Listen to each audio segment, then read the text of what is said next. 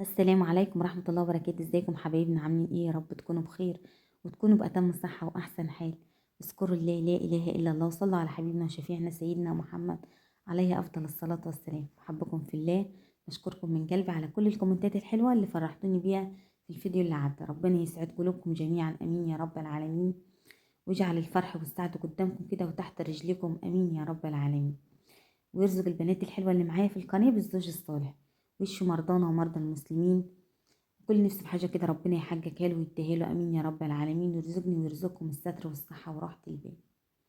تعالوا كده النهارده قلنا نعمل ايه. طبعا عزمت اخواتي وامي وابويا، يعني من ساعة ما اخويا توفى والله احنا كان كل واحد في حاله، محدش كان بيختلط بحد، كل واحد كان عايش حياته. بس طبعا لما واحد يعني افتكرنا اخونا كده ومات، ف... فقلنا نسأل على بعضينا كده ونحب بعضينا. يعني كان كل واحد كده عايش مع نفسه، محدش بيفكر، كل واحد بيفكر في حياته. ما كناش بنسأل على بعض بصراحة يعني. طبعا بنروح نزور اخويا كل جمعة، نقرأ له الفاتحة وندعي له ونفرج اي حاجة على روحه. وطبعا ايه بنتجمع مع بعضينا بس يوم الجمعة. ممكن عند بيت ابويا، ممكن عند اختي، ممكن عند اخويا. المرة دي بقى ايه عندنا.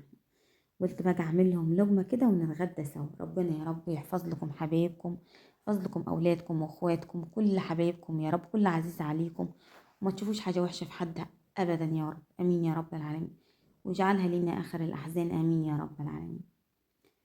هنا يا حبيبي رحت بقى ايه، قلت بقى اجيب. كان انتوا عارفين ان انا مربيه طبعا فراخ بلدي على السطح، فايه قلت اذبح لهم فراخ بلدي من اللي عندي، وجبت عليهم فرخه. وقلت بقى اعمل لهم كده ايه لقمه كده ونتغدى سوا مع بعضين. وجبت بسله كده، وقلت نعمل لقمه ونتغدى كده مع ابويا وامي واخواتي. مكه ورانا كانوا قاعدين جنبي طبعا ايه بيفصصوا معايا البسله وكده. طبعا انا كنت بجهز البسله يعني قبلها بيوم، وحطيتهم بقى على الشبكه من تحت. وصبحت بقى ايه تاني يوم، آه، كان الخميس ده بالليل، كنت قاعده كده اعمل البسله واجهزها، وغسلت الفراخ وحطيتها على الشبكه عشان تنجح كده الزفريه بملح وخل وكده وليمون كده، وتبقى نضيفه وزي الفل. انتوا عارفين الفراخ البلدي بتبقى محليه زي العسل. طبعا جهزت بقى يا حبايبي بصوا مكه كانت قاعده تاكل الدبدوب بالبسله وهي قاعده. مكه دي مشكله والله العظيم. اه يا حبيبي، وجهزت جبت طماطم كده وجهزتها كده وضربتها في الخلاط. الخلاط ده بيتهك الطماطم، خلاها جميله، ولا بصفيها ولا حاجه. كنت في الاول بتعب حتى في الطماطمات، الحمد لله والشكر لله. بس حشت بقى طماطم اعملها بقى سلطه، وقلت بقى ايه بقى الطماطم اعملها كده ايه للبسله. المهم مسكت بقى ايه صدر برضو فرخه. آه، قلت بقى اعمله بقى ايه عندنا يعني في ناس عندنا بتعمل الكفته بفراخ، يعني بصدر فراخ. بتبقى يعني ايه بتبقى خفيفة. يعني كل واحد يعني ناس بتعملها بلحمة، وفي ناس بتعملها بايه بصدر فراخ، بتبقى جميلة وخفيفة وزي العسل. عملت لهم كده شوية سلطة وعصرت عليها ليمون. قلت احطها بقى ايه في التلاجة بقى ايه تسقح كده، مش بحط لها ملح الا بعد ايه عندي ما اجي احط بقى اكل. اه يا حبيبي عملتها كده من بصل وبقدونس وفلفل اخضر وبس، وحطيتها كده في التلاجة. طبعا زي ما قلت لكم مسكت صدر فرخه ورحت بقى عملته ايه. بص بقى أم محمد من المدبرين يعني بص مسكت صدر فرخه ورحت بقى ايه قلت اعمل نص كيلو كفته بيه. دفعت بس تمن الفرم الكفته بس 7 جنيه، خدتها الست يعني فرمت لي الكفته بس. ورحت بقى ايه والله العظيم ما اقولكوش، والله بعد ما استوي الكفته بالفراخ بتبقى طعمها حلو خالص وخفيفه خفيفه بس. ورحت بقى ايه آه حمرتها كده وعملت التجلية واحدة. يعني عملت التجلية بتاعت البسلة، بكتها وخدت شوية عملت بيهم الكفتة، والباقي التسبيكة الطماطم عملت بيهم البسلة. يلا بقى حطوا لي لايك حلو من ايديكم كده وكومنت حلو للفيديو. ربنا يا رب يخليكم ليا ويجبر بخاطركم جميعا، امين يا رب العالمين. طبعا والله يعني كل اللي كده عايز نصيحة كده مني ليكم كده، اللي مش بيسأل على اخوه على اخته على امه على ابوه كده، لا والله اسألوا على بعض. يعني احنا كنا كل واحد في حاله، لكن لما غاب اخونا وفي ثانية ما كان في وسطينا ومشي من الدنيا الله يرحمه، فحسينا بفراقه، حسينا ان احنا لازم نبقى متجمعين ونسأل على بعضينا. فدلوقتي يعني الحمد لله بنسأل على بعضينا. اه يا حبايبي، عملت بقى ايه؟ حشت بقى شوية طماطم، تسبيك الطماطم حطيتها للكفتة وسبتهم كده ايه يتسبكوا بالكفتين، ورميت البسلة على بقية تسبيكة الطماطم. اه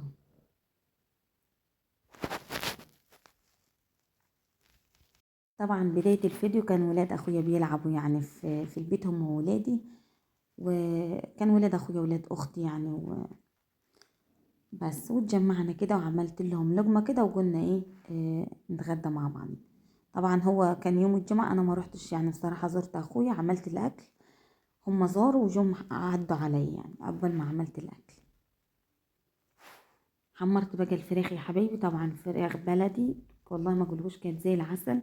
حمرتهم كده، وطبعا بحط لهم بعد ما بحمرهم كده ملح بتوابل عشان يبقوا ايه طعمين.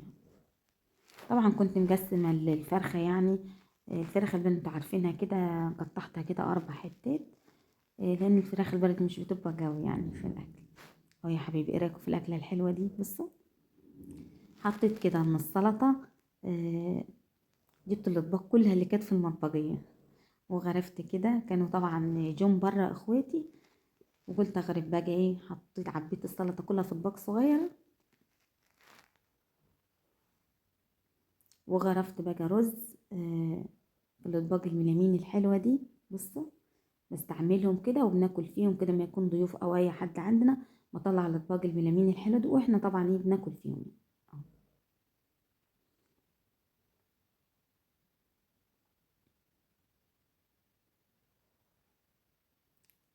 غرفت كده بسله، مليت الصينيتين يعني كده. اه يا حبايبي، ايه رايكم في الاكله الحلوه دي؟ تعالوا بقى اتغدوا معانا.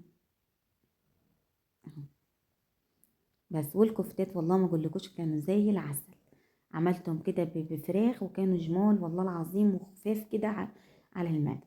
كان طبق كده وحطيتهم كده وسط الاكل.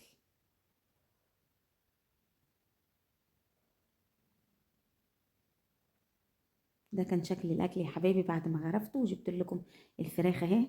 بص، طبعا طلعت على الاطباق كده ليهم بعد ما اكلوا، واكلوا بالهنا والشفا كده. وجيت بالليل بقى كان اخواتي مشيوا، لميت بقى المواعين كلها اللي وسختها والشبك والبوتاجيز والشبك بتاع البوتاجيز. طبعا شاهد حبيبتي كانت روجت البيت بره، كنست ونضفت، وانا نزلت بقى ايه على المواعين، دعكتها كده وشطفت الشبك بتاع البوتاجيز. وقلت بقى ايه اسيبه يصفي، اسيب الشبك يصفي خالص من الميه. طبعا ما اقدرش طبعا ان انا اسيب المواعين دي للصبح، لا لميتها كلها. والاكل طبعا اللي اتبقى حطيته حطيت طبعا الاكل اللي فضي في التلاجة لولادي ياكلوا منه بكره ان شاء الله. فضل اكل كتير، حطيته في التلاجة كده على الشبكة كده، وقلنا ناكل منه ان شاء الله تاني يوم. او نزلت كده على المواعين يا حبايبي، لميت كل المواعين كده اللي استعملتها، الكوبايات والباج، كل الباج اللي كانت في المطبخ طبعا ايه حطيت فيها اكل، فكله كله صبنته كده وخليته زي الفل. عايزاكم كده تدعوا لي دعوه حلوه كده من قلوبكم كده، دعوه تيسر اموري وتفرحني وتجبر بخاطري. و والله دايما دعواتكم ليا هي اللي بتيسر اموري والله العظيم. ربنا يا رب ييسر اموركم جميعا يا رب، ويحقق لكم كل ما تتمنوه. امين يا رب، احنا وانتم يا رب، امين يا رب العالمين. وشهر رمضان يدخل علينا وعليكم بالخير والفرحة والسعادة، امين يا رب العالمين، امين يا رب. اهو يا حبيبي صبنت بقى المواعين كده وقلت اشطفهم معاكم كده على الحوض.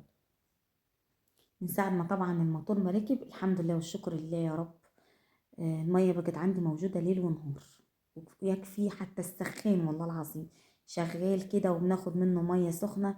الأنبوبة مش بنعمل على البوتاجيز إلا الأكل بس، الحمد لله كل حاجة نعمل في البيت والله العظيم الحمد لله والشكر لله.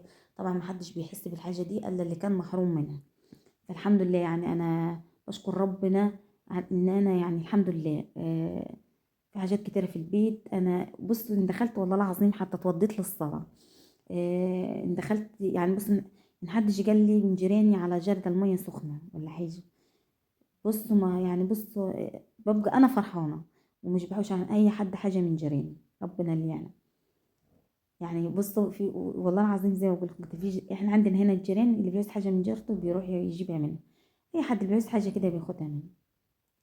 اللي يجي يقول لي مثلا ايه ادينا جردل المية سخنة يا ام محمد الانبوبة بتاعتنا مشطبة، مش بحوش عن حد اي حاجة والله.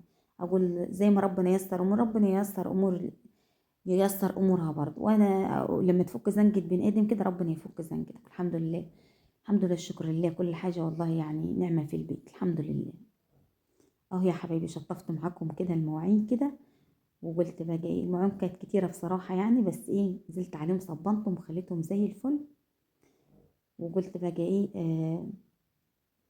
المواعين طبعا في مواعين طبعا اتبقى فيها اكل حطيتها في التلاجة، يعني فضيتها كده في حاجات صغيرة وحطيتها كده في التلاجة. والحلة لقيت طبعا ايه البسلة كتيرة قاعدة فيها قلت لها خسارة، حطيتهم برضو على الشبك ناكل منها تاني يوم يعني، مش بنكب حاجة يعني الحمد لله يعني. بس كده قلت بقى اصفي معاه اصفي المية دي خالص. بصوا المية اللي كانت نازلة من المواعين وبسيبهم كمان يجي ساعة كده على الصينية يصفوا خالص من المية، وبعدين برص في المطبقية وارص الايه في المطبخ. بصوا نشفت كده البوتاجيز كده وسبته برضو ايه ينشف خالص من المية عشان خاطر ايه، وبعدين طبعا احط الكوش بتاعته. اهو يا حبيبي روقت المطبخ كده وخليته زي الفل.